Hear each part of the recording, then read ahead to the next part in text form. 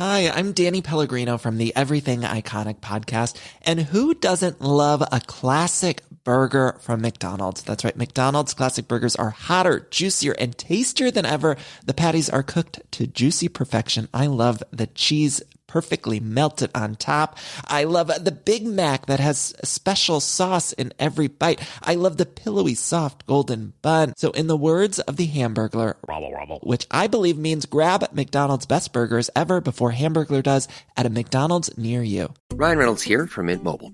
I don't know if you knew this, but anyone can get the same premium wireless for $15 a month plan that I've been enjoying. It's not just for celebrities. So do like I did and have one of your assistants switch you to Mint Mobile today. I'm told it's super easy to do at mintmobile.com/switch.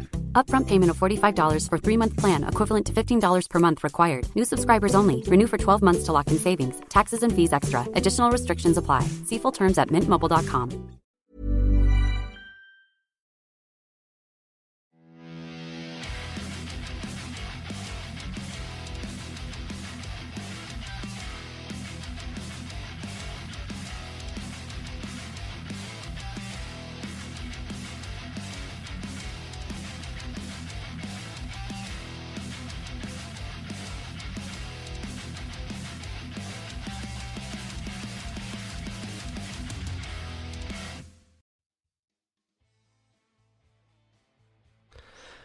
Hi guys, and welcome to Heavy Metal Tones.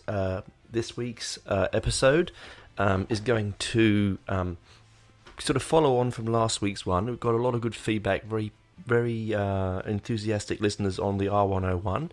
So I thought I'd do another one in a similar vein. This one not so much heavy metal, but some prog. Again, as I said before, it's not a dirty word, is it now, guys? It's just something that we should all embrace. So this week's episode, firstly, first part of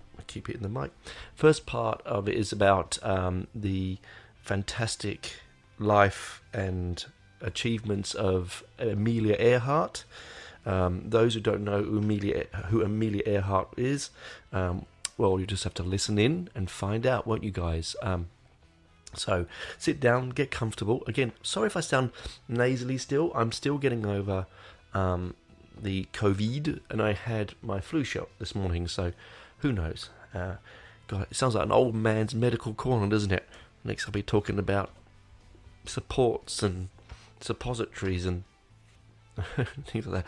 Anyway, that aside, Amelia Earhart, born on July 24th, 1897, and she disappeared on July 2nd, 1937. A bit of a mystery. Isn't really, but it sort of is and it isn't really.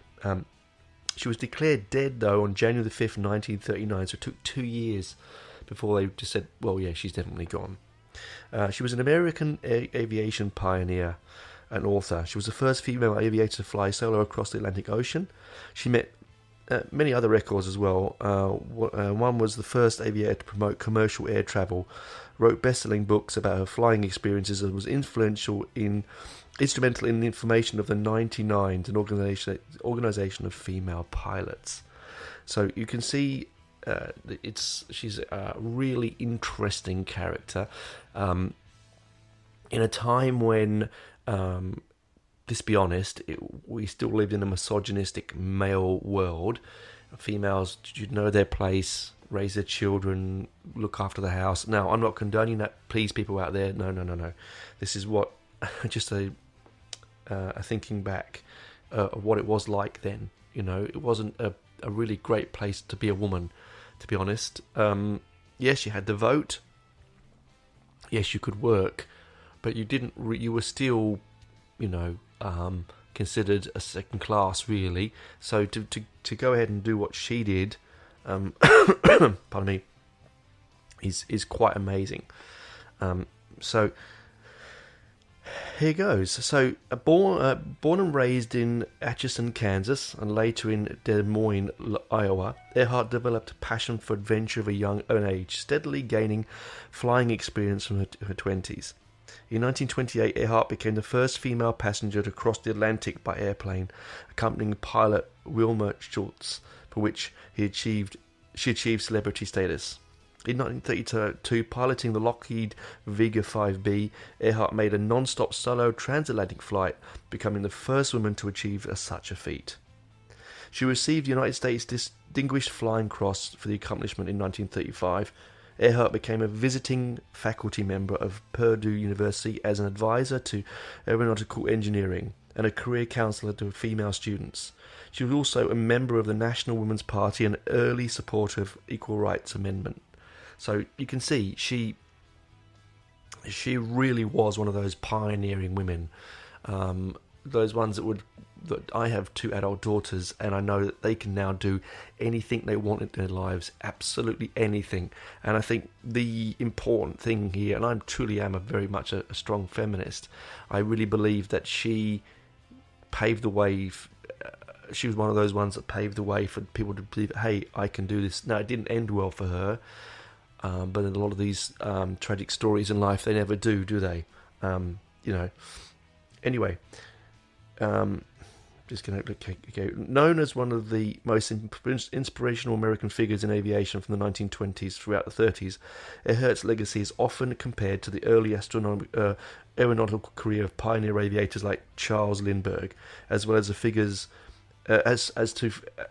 figure like First Lady Eleanor Roosevelt, for their close friendship and lasting impact on the issue of women's causes of that period. So she was connected with Roosevelt as well, and that's a Roosevelt, if you're American, which is interesting. So the circle she mixed in was inspirational as well. During an attempt to become the first woman to complete a circumnavigational flight of the globe in 1937 in a Purdue-funded Lockheed Model 10E Electra, take note of that, the Electra, 10E Electra, Earhart and navigator Fred Noonan disappeared over the Central Pacific Ocean near Howland Island. That's near New Guinea. For those people who don't know where that is, it's a small island just near New Guinea. There were 2 last seen in London. They were seen in New Guinea on July the 2nd, 1937.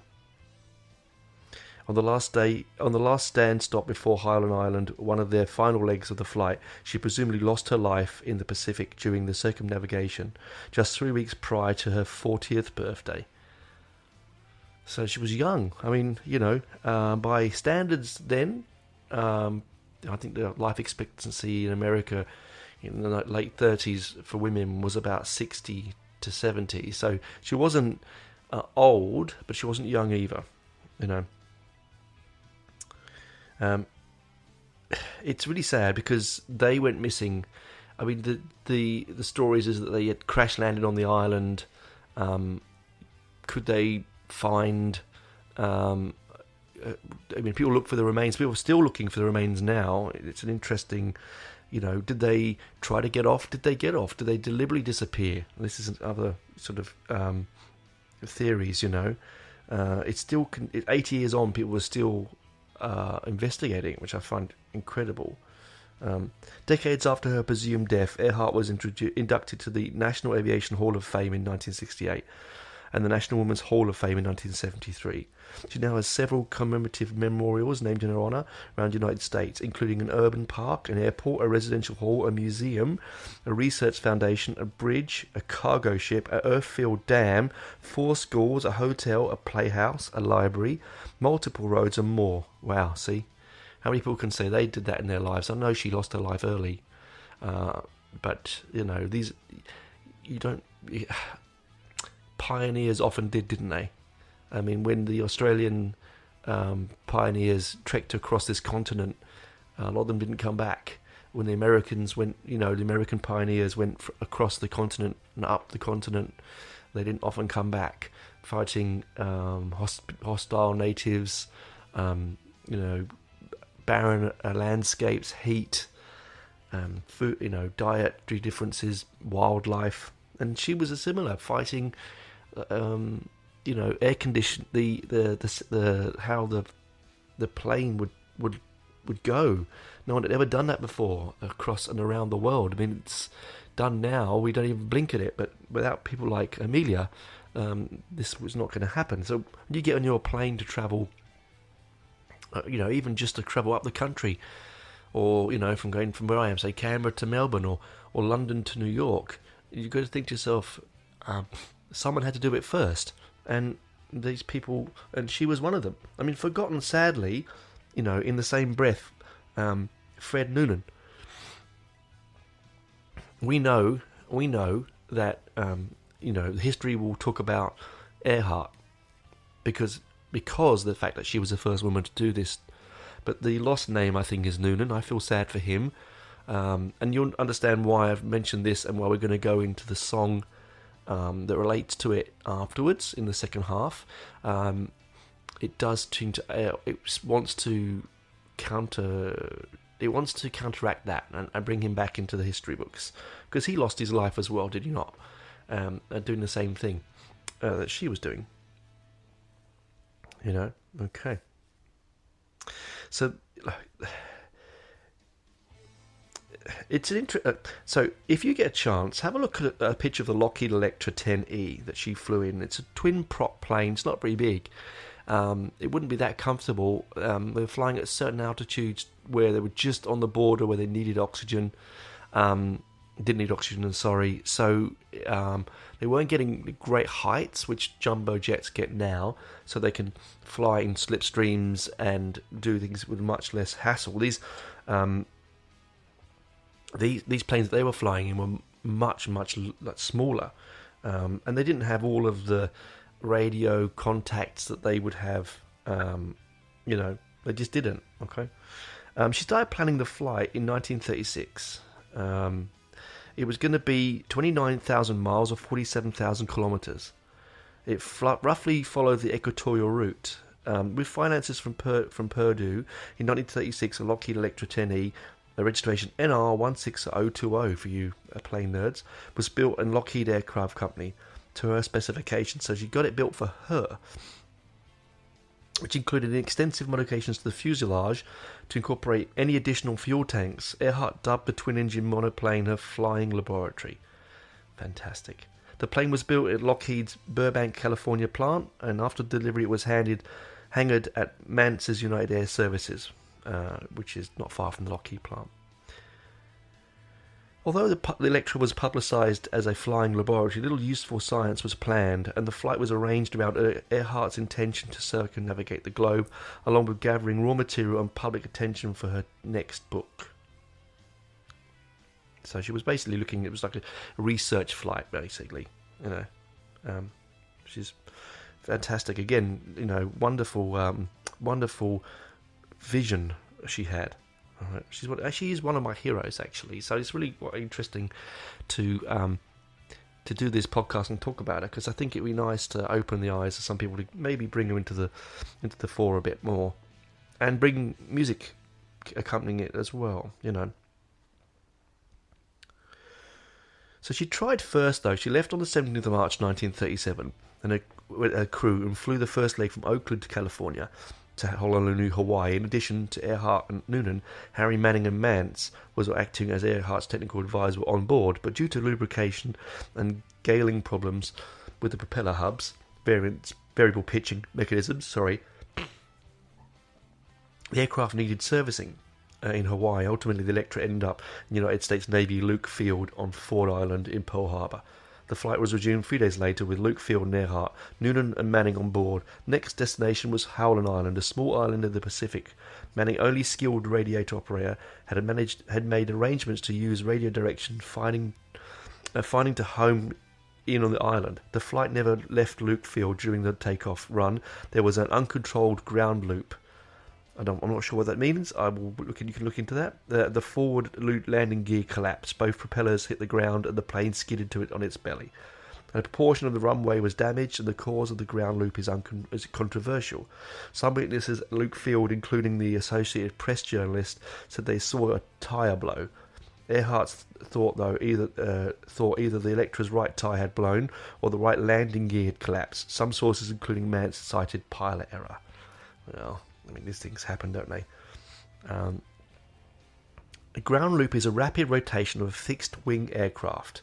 So it's spinning, basically. It makes sense. Ground loop makes sense. Just looked into that quickly for you guys. So you can see that then it comes to the second attempt. And this, I think, sadly, this is where it all came to a cropper. While the Electra was being prepared, Earhart and Putnam secured additional funds and prepared for a second attempt. This time flying west to east, the second attempt began with an unpublicized flight from Oakland to Miami, Florida. After arriving there, Earhart publicly announced her plans to circumnavigate the globe. The flight's opposite direction was partly the result of changes in global winds. Weather patterns along the planned route since earlier attempts. On the second flight, Fred Noonan was Earhart's only crew member. The pair departed Miami on June the 1st, and numerous stops in South Africa, the Indian subcontinent, and Southeast Asia arrived in Lae, New Guinea, on June 29, 1937. At this stage, about 22,000 miles, or 35,000 kilometres of the journey had been completed. So quite most of the journey. The remaining 7,000 miles would be over the Pacific.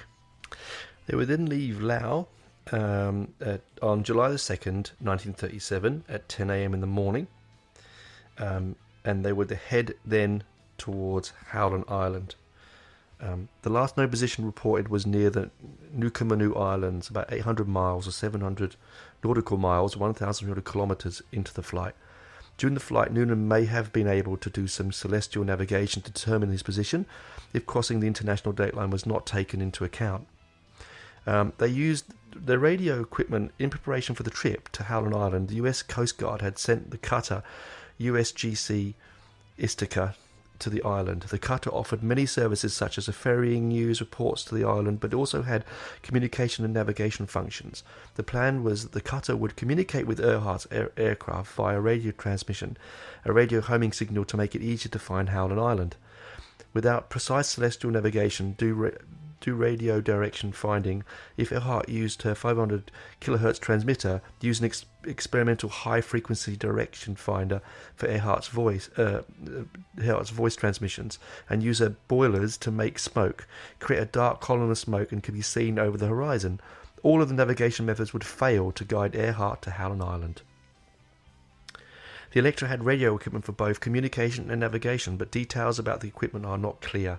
The Electra failed to establish a two-way radio communication and failed to relocate Istika. Many explanations have been proposed for these failures. The plane had a modified Eastern Electric Model 13C transmitter. The 50-watt transmitter was crystal controller and capable of transmitting on a 500 kHz. Crystal controller means that the transmitter cannot be used on other frequencies. The plane could transmit only on those three frequencies. That's 500 kHz, 3,105 kHz, and 6,210 kHz.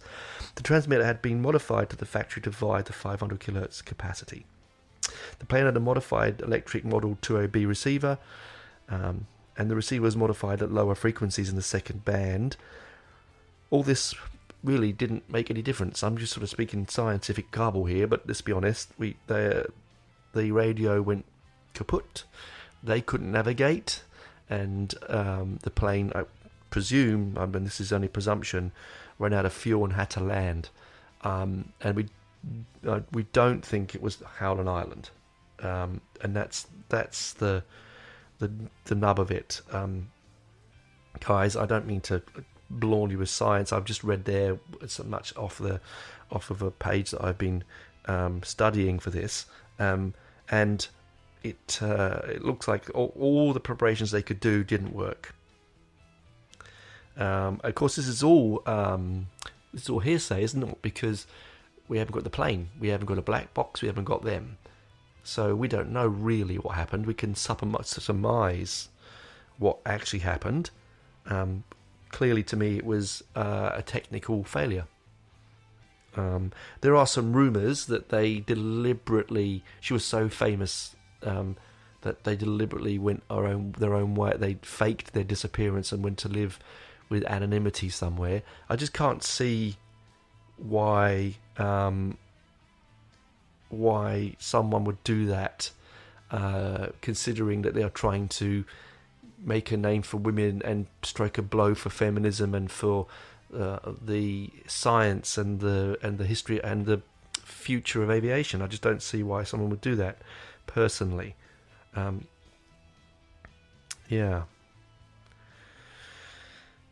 So she did send out one message, and it was a couple of messages, and it to the Istika radio log position at 7:30 to 7:40 a.m. It states, "Air on NWSEZ, running out of gas, only half hour left. Can't our US at all. We HR her and are sending on 3105 ES, 500 same time constantly." Now, of course, I'm not sure what that means. I think they're just trying to, it's obviously radio speak, but it's saying that they're running out of petrol. Second message was 7:42, and it said, cannot see you, but gas is running out low, unable to reach you by radio. So they couldn't see the Istika, which says to me they weren't really near Howland. If the Istika was off the coast of Howland Island, they would have seen the Istika, would they not? No, I'm Itasca. I'm reading that wrong, sorry. So at 7:58, a transmission said he could not hear the Itasca and asked them to send voice signals so she could try and make a radio bearing. The transmission was reported by the Itasca as the loudest possible signal, indicating Earhart and Noonan were in the immediate area. They could not send voices at the frequency it asked to, though, so sent Morse code. Her last known transmission was 8:43 a.m. Earhart broadcast, "We are on the line 157337. We will repeat this message. We repeat this message on 6210 kilohertz. Wait." However, a few moments later, she's back on the same frequency with a transmission that was logged as a questionable. "We are running on the line and north and south." So clearly there was a lot of confusion in that cockpit. Sad. Yeah. And so really that's it. They disappeared. And there isn't, I mean, people have looked into it more closely. There was a major search effort from last until July 19th, 1937. $4 million, the air and sea search of the Navy and Coast Guard, most costly and intensive in US history to that time. So they really were looking for her, despite an unprecedented search by the United States Navy and Coast Guard. No physical evidence of Earhart, Noonan, or the Electro 10E was found. The aircraft, air carrier USS Lexington, the battleship USS Colorado, and Itasca, the Japanese oceanographic survey vessel Koshu, and the Japanese seaplane tender Komai searched for 6 to 7 days, covering 1,500 square miles, or not 3,900 kilometers, 390,000 kilometers. So they weren't going to find her. I mean, this is a big world, isn't it? And a lot of islands, a lot of ocean, and if you're in it, you're in the ocean. And those days, the planes were built in such a way that they would just plummet to the bottom. There had no floating wreckage. Yeah, there you go. It really is quite sad. As I said, I mean, they've done lots of checks. They did find bone and clothing much later. It was taken away, but it was never DNA checked, and I think it's subsequently been lost. Those particular items. So she is never going. If it was Amelia and Noonan, then we will never know, will we? They've traced her flights. They've reconstructed on computer works. They're never going to find. I think we should just leave it at that and say, where they found the bones and where they found the clothing was on a place called Garden Island, Nikamuro Island, in a 7 site focus. It's near Howland, but it's not. So that's where they think that they might have crashed. But if they had crashed near there, would they not have found on the ocean floor? Because we can do this sonar stuff for the plane. The bits of body that they picked up and the clothing, Anyway, that's the story, sadly, of Amelia Earhart and her final attempt to circumnavigate the world. And sad story of the lost name of Noonan, her co-pilot, lost to history. So, if I haven't blinded you with too much information, a lot of that information I've taken today is from a lot of research sites. I just sort of cut and pasted it into a file. A lot of it's from Wikipedia as well, because there's a lot to take in. So on the on the B-side of this one, we're going to quickly talk about Mark Kelly's Marathon. That's Mark Kelly's Marathon. It's the band Marathon. Mark Kelly's the keyboard player for Marillion, has been now for almost 40 years. And his solo album, his first solo album that came out last year or the year before, and it is a brilliant album, and it really sparked my interest again in Amelia Earhart, because it's a concept album, but the first side is basically about Amelia, and I will talk about that in a moment. So I'm going to get a cup of tea. I'm feeling a bit hoarse, and I'll be back in a few minutes, and I'll talk to you guys after the ads. Bye, guys. Hi, I'm Danny Pellegrino from the Everything Iconic podcast. And who doesn't love a classic burger from McDonald's? That's right. McDonald's classic burgers are hotter, juicier, and tastier than ever. The patties are cooked to juicy perfection. I love the cheese perfectly melted on top. I love the Big Mac that has a special sauce in every bite. I love the pillowy, soft, golden bun. So in the words of the Hamburglar, which I believe means grab McDonald's best burgers ever before Hamburglar does at a McDonald's near you. Ryan Reynolds here from Mint Mobile with a message for everyone paying big wireless way too much. Please, for the love of everything good in this world, stop. With Mint, you can get premium wireless for just $15 a month. Of course, if you enjoy overpaying, no judgments, but that's weird. Okay, one judgment. Anyway, give it a try at mintmobile.com/switch. Upfront payment of $45 for 3 months required. New subscribers only. Renew for 12 months to lock in savings. Additional taxes, fees, and restrictions apply. See mintmobile.com. Why wait to see if you'll get something you like this Valentine's Day when you can go to BlueNile.com and find something you'll love? Whether you're looking to treat yourself to a little winter sparkle or show a galentine how much you appreciate them, Blue Nile offers a wide selection of high-quality designs, expert guidance, and free 30-day returns for the ultimate peace of mind. You can even design your own jewelry. Right now, save up to 50% at BlueNile.com. That's BlueNile.com.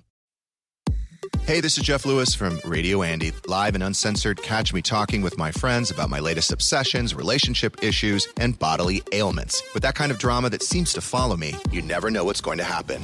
You can listen to Jeff Lewis live at home or anywhere you are. Download the SiriusXM app for over 425 channels of ad-free music, sports, entertainment, and more. Subscribe now and get 3 months free. Offer details apply.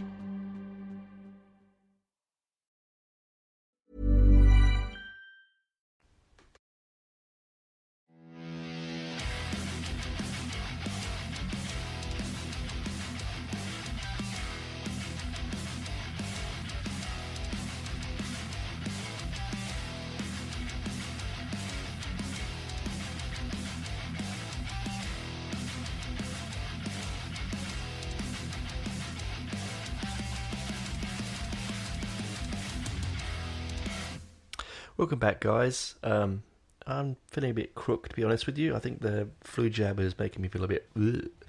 but anyway, it does that to me. So, second part. Now, we're talking about Mark Kelly's Marathon. For me, it was probably the best album of 2020. Well, no, because I think the Fish album was best album of 2020, but this was absolutely close to it. Sorry, bit of ASMR for you record fans. Just pulling the record sleeve out of its cover.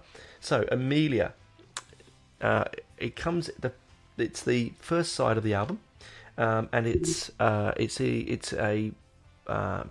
first part is. It's in several parts, so it starts with Amelia, then Amelia Part 1, Shoreline, Amelia Part 2, Whistling at the Sea, Amelia Part 3, 13 Bones, When I Fell, and This Time. It fascinates me that, Mark Kelly is one of the most musical people that I've ever... when I say musical, he's got a beautiful sense of melody. Most pianists do, but he has this... what he brings to Marillion and has done for 40 years is quite incredible. The fact that he's only now releasing a solo album is quite incredible. I would have thought He would have been out there and done a few since then, or before then, but no, he's factored himself into this particular album, and like he says in the liner notes, I always knew the basic facts about Amelia Earhart. She died while trying to fly slower around the world. Her plane and body never found, except she wasn't flying solo. See, this is the point. She wasn't flying solo. Fred Noonan was with her. And I think this is what really opened my eyes and why I think this album is brilliant. Firstly, musically, it's beautiful. It's reverential and respectful. It has a wonderful underlying melody. It's proggy, so it flows from one track to the other. It's beautiful to listen to. It was apparently recorded quite quickly. It came to him in quite an easy fashion, which is, for me, a sign of a really good piece of work. It does bring and highlight just why prog is so important, I think, to me anyway, and to music. I mean, we did it last week on the R101, and Maiden are quite proggy, and we brought to light the world the story of the R101, lost to history. I mean, not that Amelia Earhart is lost to history. I mean, she's an extremely famous face in the world of the 20th century. But what it does bring, as I said, is this whole about Amelia and Noonan. So the first part, okay, I'm just going to pick my record once and put that down. So the first part, okay, I'm going to read you the lyric, okay? Flying high, Pacific sky, waters blue below. We're not in Kansas anymore. I love that. I actually use that term a lot when people don't understand me. I turn around to people and say, I'm not in Kansas anymore. We're not in Kansas anymore. The girl who flies alone. Except, of course, her faithful Fred. To help her find her way, he squeezed his big frame next to hers. Lady Lindy, what he used to call the plane, the flying queen, or simply just A.E.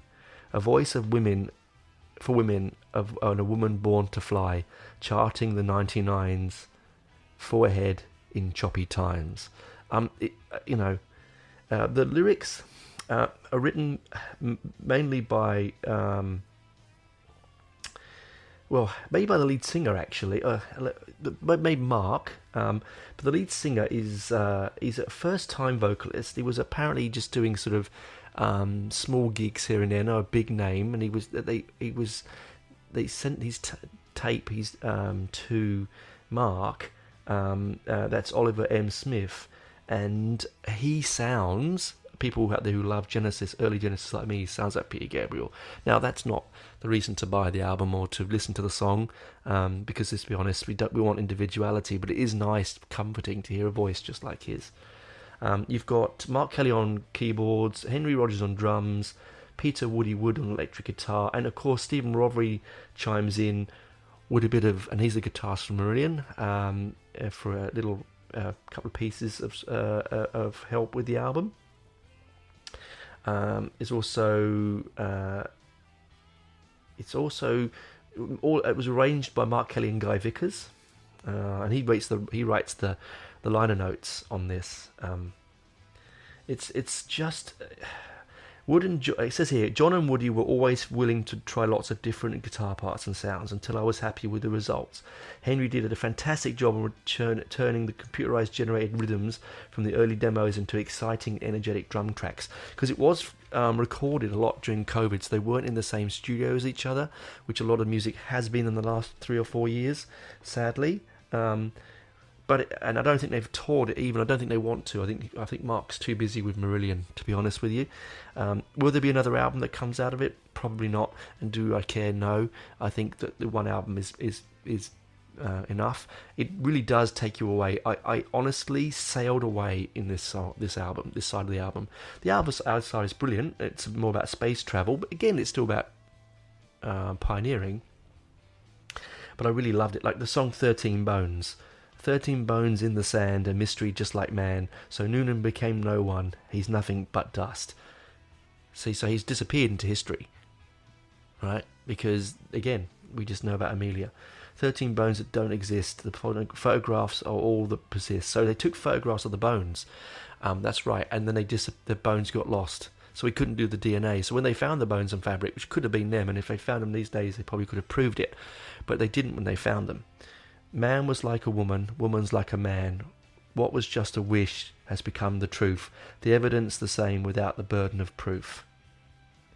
Amelia, Amelia, gone so long, she's gone so far, Amelia. It's really quite laconic and sad. It has these... It doesn't have a sense of achievement by any stretch of the imagination. It feels more like... it feels more like a sense of loss in the music. I'm not selling it, am I, people? What I mean is that it's not something you put on and want to give you dizzying heights of euphoria. It really is more about pardon me. It's more about a sense of what could have been and what was. And I'd like to know after this do some more reading about Fred Noonan and see about his life and what his family left behind. What was his aviation history? What was his goals in life? Clearly, he either loved Amelia, and I said I haven't researched him yet, or he just loved... He was in love with adventure, which is what Amelia was. Just a love with adventure, that built in the same vein that those British explorers were like, travelling across Africa and travelling across Australia and America. Those Dutch explorers as well in the same way, and Magellan and making the world smaller. That's what she was trying to do, make the world smaller. We could hold it in the palm of our hands. And control it, which is what humanity seems to want to do. Yet, obviously, it doesn't happen. It is a beautiful package. I'd highly recommend if you're going to buy it or want to get it. It is available on Spotify, but the vinyl is beautiful. It really is. Lovely artwork there by Alex Kelly. The layout of the album was done by Carl Glover. It's got, very easy to read, and I mean this when I say this because I'm getting old. Easy to read the lyrics. That's why I love vinyl. You open up the record and the vinyl, that you can easily read the lyrics while you sit there listening to the music, and you can be part of the music. Because some of the lyrics are confusing because there's a lot there. I mean, the lead singer did say that he was worried that he could enunciate the lyrics, as much words that were written down, without it getting lost. The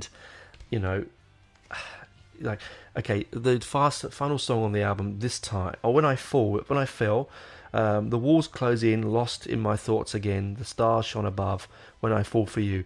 I think this is about the love of Noonan to Amelia. I'm not quite sure, but it clearly might not even be anything to do with Amelia. I mean, the Amelia part could finish at Bones, which it probably does. I just read the album as one concept album. So the last two tracks, When I Fell and This Time, I think probably are. I mean, they could be, they're probably not. But I just like to think that it all blends. Obviously, the B-side, as I said, is Puppets 2051, Part 1, Search, Part 2, Arrival, Part 3, Trial of Tears, and Part 4, Brief History. That's for a different review, but I think that's all based on a science fiction novel that the guys were reading at the time. But the one we were talking about before, and we're sticking with, is Amelia. So do put it on. It's on Spotify, it's on Apple iTunes. You can buy the CD, you can buy the vinyl, you can YouTube it. In fact, watching Mark Kelly play it. If you want to see a musical, and we use the word genius, it's tough word here, but a maestro at his best, and I think this truly album, if you take Mark Kelly's Marathon off and put on Marillion, you close your eyes and you go, this is Marillion. With different singer, of course, but you would think it was. It's because that's a high gold mark standard for me, because Marillion make very, very good quality music. I mean, 40 odd years of producing music at that level, you can see why they do it. It's absolutely stone cold. They make brilliant stuff. So to say this sounds like a Marillion album is not bad on Mark. It's not saying that he's copying them or sounding like them. It just means that his final work, like the sound quality and the tonality and the breadth of its scope, is very Marillion-esque. It doesn't say what he recorded it on. I would love to know what the old days records used to put, what the bands recorded it on. I'm not sure. I think there is Mellotron in there. I think there is definitely Hammond organ. I don't know if he's Roland or something like that he uses. I'm not a keyboard nut.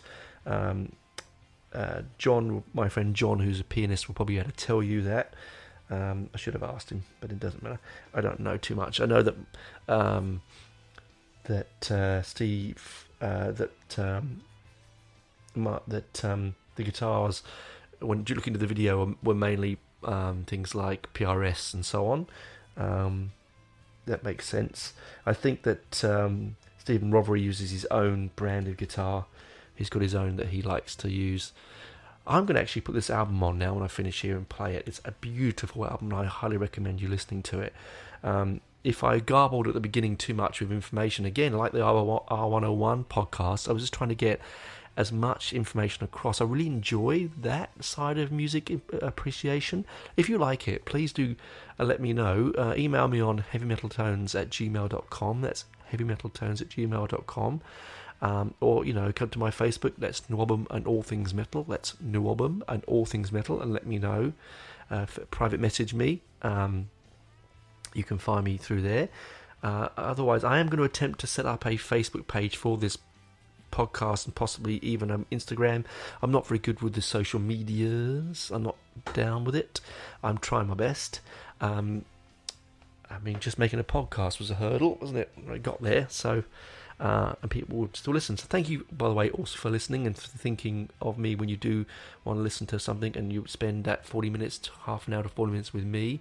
It is a real pleasure for me. It means a lot to me. It's one of the most important things I've ever done in my life, I think, outside of raising my family. Getting married and raising my family, I think this truly is a wondrous thing for me. It keeps me motivated and keeps me alive, keeps me thinking and loving music, and I hope it does the same for you. You know from the outset that I'm not going to edit these things. So, I did a bit of editing today, though you might not know I did. I'm pretty proud of myself. I've started to do little bits here and there. Not to get rid of the knocking of the mic, just when I think I've garbled a bit or said the wrong thing. But, hey, I don't want to change the way the show goes. So, really nice chatting with you. Keep safe, keep away from the COVID. It's bloody horrible. Those that have had it, you have my sympathy. Those who are going to catch it, you have my sympathy. Keep safe. And please out there, guys, start your own podcasts. Do something. Be different. It's not hard. It cost me a couple $100 in mics, an old laptop, a space to record, and some enthusiasm. Really, that's it. A monthly subscription, which guys, if I could please, if anyone wants to pay out, give me any sort of donations, please go to my Buy Me a Coffee website. I will put the link in the description below. It helps me pay for my monthly subscriptions. I am thinking about doing a Patreon show. I don't know what it'd be yet. This is the problem. I don't want to set a Patreon channel up and not know what I'm going to put on it, because it's no good me putting a Patreon channel out, you paying $7 a month, and me not knowing what I'm going to fill it with. If you have any suggestions, again, please come email me at the email address I just mentioned, or Facebook me, or whatever. Also, please try and give me some reviews. The more 5-star reviews or reviews I get in general, the more people will see my show. And it has had some big spikes recently. And big spikes for me are 60 to 70 downloads. It's not a massive spike for me. I'm nowhere near the 100,000 ones that it could be. And I don't really want to be in that kind of stratosphere. I'm happy with my little friends that listen to me regularly across the world. But that's me over and done with, guys. That's me rambling finished. Enjoy your rest of your day, your night, your week, your month, and we'll chat next week.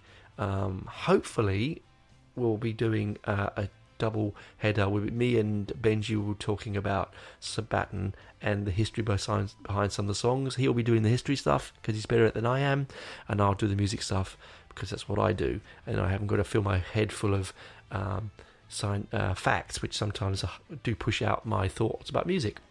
But anyway, that's me rambled over for 40 minutes. Keep safe, guys. Keep rocking, and talk to you soon.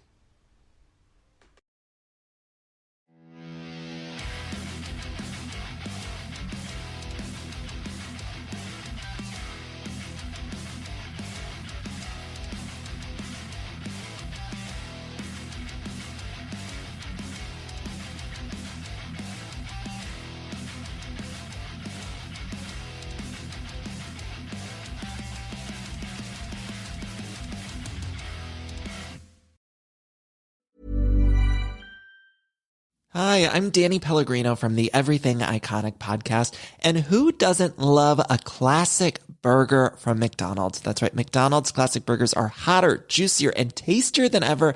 The patties are cooked to juicy perfection. I love the cheese perfectly melted on top. I love the Big Mac that has a special sauce in every bite. I love the pillowy, soft, golden bun. So in the words of the Hamburglar, which I believe means grab McDonald's best burgers ever before Hamburglar does at a McDonald's near you.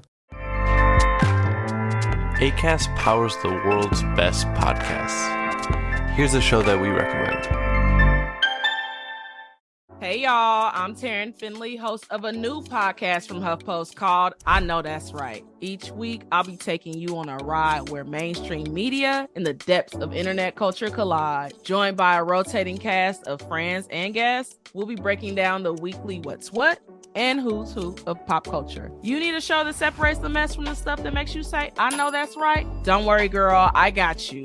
Check out I Know That's Right, wherever you get your podcasts. Acast helps creators launch, grow, and monetize their podcasts everywhere. Acast.com.